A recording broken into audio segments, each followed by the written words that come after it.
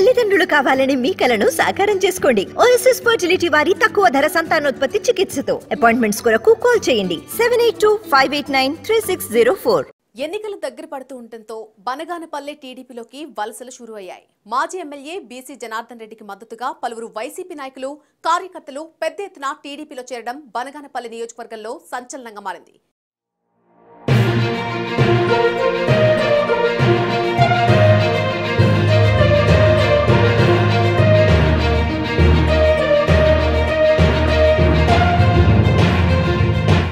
ఎన్నికలు దగ్గర పడుతుండటంతో బనగానపల్లె టీడీపీలోకి వలసలు షురూ అయ్యాయి. మాజీ ఎమ్మెల్యే బీసీ జనార్దన్ రెడ్డికి మద్దతుగా పలువురు వైసీపీ నాయకులు, కార్యకర్తలు పెద్ద ఎత్తున టీడీపీలో చేరటం బనగానపల్లె నియోజకవర్గంలో సంచలనంగా మారింది.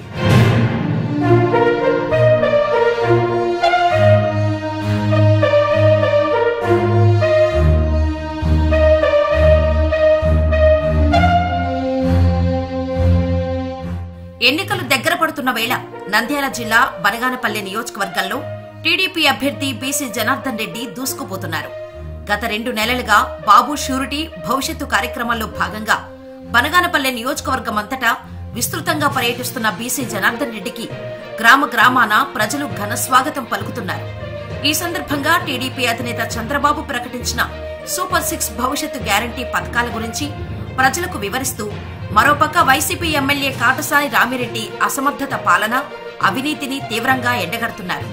ఈ సందర్భంగా బనగానపల్లె నియోజకవర్గ వ్యాప్తంగా ప్రతినిత్యం పదుల సంఖ్యలో వైసీపీ నాయకులు, కార్యకర్తలు తమ కుటుంబాలతో సహా మాజీ ఎమ్మెల్యే బీసీ జనార్దన్ రెడ్డి సమక్షంలో తమ పార్టీని వీడి టీడీపీలో చేరుతున్నారు.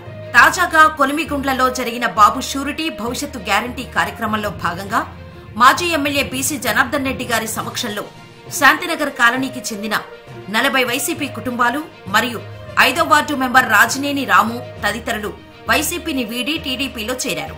పార్టీలో చేరిన వారికి స్వయంగా బీసీ జనార్దన్ రెడ్డి టీడీపీ కండువా కప్పి సాదరంగా ఆహ్వానించారు.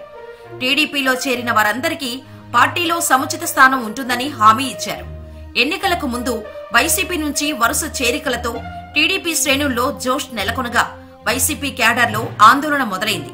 ఎన్నికల ముందు మారుతున్న రాజకీయ పరిణామాలతో వైకాపా ఎమ్మెల్యే కాటసాని రామిరెడ్డికి రాబోయే ఎన్నికల్లో ఎదురీత తప్పదని టీడీపీ మాజీ ఎమ్మెల్యే బీసీ జనార్దన్ రెడ్డి నాయకత్వంలో 2024 ఎన్నికల్లో తెలుగుదేశం జెండా ఎగరటం ఖాయమని బనగానపల్లె నియోజకవర్గంలో చర్చ జరుగుతోంది.